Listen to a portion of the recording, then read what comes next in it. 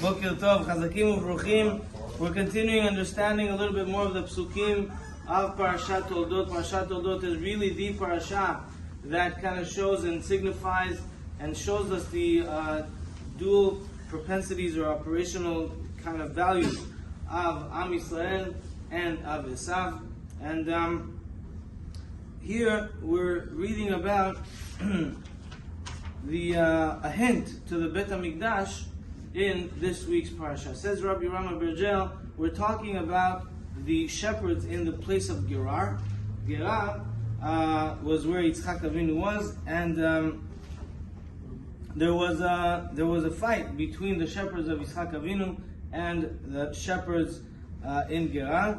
And it says that they basically, Yitzchak Avinu, his people, his shepherds, his workers, dug wells, and then they were clogged up with soil. Dug again, they were clogged up with soil again, and then they were dug again for the third time, and then they weren't touched. Says Rabbi Benchlouch, what's going on here? Two of them got destroyed, the third one didn't get destroyed. He says that those are the Beit HaMikdash. The first and second were destroyed, the third will not be destroyed. And how do you see that? Because in the first one, the first be'er, the first well was called Esek.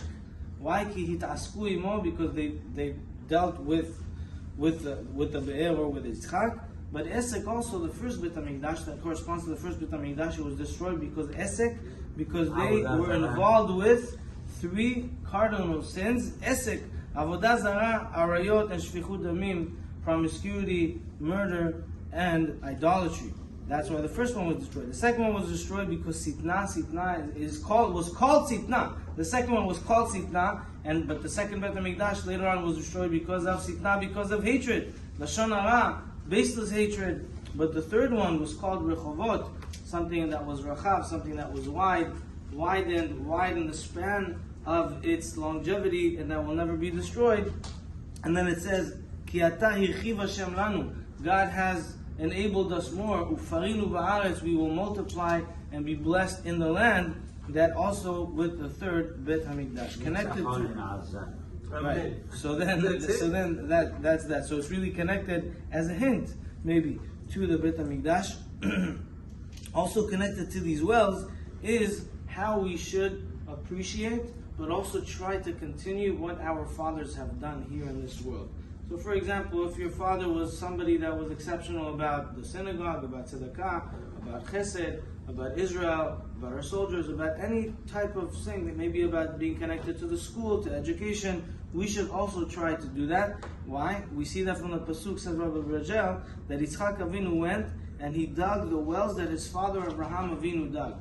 Now, why do you have to dig those wells? You can go and find any other well to dig or any other source of water, but he was looking for the wells of his father. From here we should also try to pick up on what, maybe that was like the lineage or the kind of specialty of our father and of our family. There's a reason why they did it. There's something particular about it. When we do that, we tap into the tikkun, to the elevation of their neshama as well as our neshama, and we try to keep that in the family lineage if it was something good. And of course, what Avraham Avinu did, he was digging wells of water, and Yitzchak Avinu was looking in particular for those wells. Now, as we're approaching Shabbat, we should also know that wells of water, the real essence of water is Torah. And Mayim, says the Gemara, Ela Torah. Whenever it says water in the Torah, it means this spring of knowledge that the Torah gives us.